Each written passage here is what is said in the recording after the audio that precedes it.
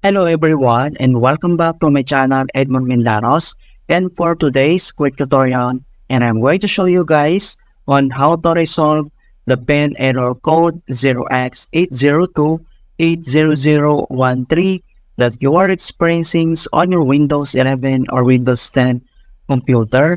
It shows something went wrong and your pin isn't available. Code 0x802800013. Restart your device to see if that fixes the problem. Kung paano ba natin ito i-fix. And without further ado, and let's go ahead. So all you have to do is to open up on a search menu. And then kailangan mo lang i-type dito yung control panel.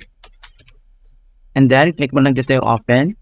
Ang next step ay dito lang sa category. And then kailangan mo lang i-select dito yung programs. Ito siya. So click mo lang yan.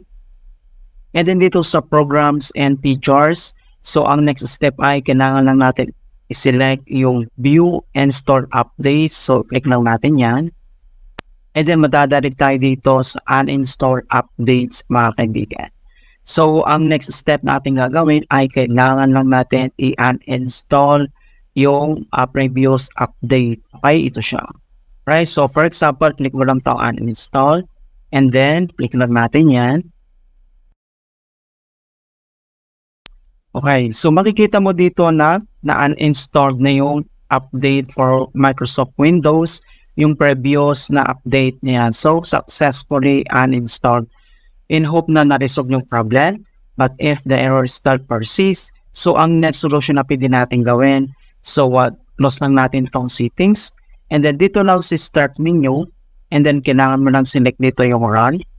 And then dito sa run and then dito lang sa box ay kailangan mo lang i-type yung command keyword na tpm.msc.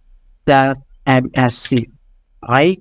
So kailangan mo lang i-type yung tpm.msc and then i-click mo lang to OK. Okay? So madirect tayo dito sa Trusted Platform Module TPM Management on Local Computer. So ang next step na ating gagawin, dito lang sa taas makikita mo dito yung file and yung actions. So, kailangan mo lang i-select dito yung actions. And the next step ay, kailangan lang natin i-select dito yung prepare the TPM. Ito siya, yung pinakauna lang. So, kailangan mo lang i-click yan. Alright? So, if the prepare the TPM option is grayed out, so makikita mo dito mga kaibigan, grayed out po siya.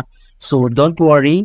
That means the TPM is already configured on your computer. So kapag nakita mo ito na hindi na-grayed out po siya, so ibig sabihin hindi pa siya na-configure mga kaibigan.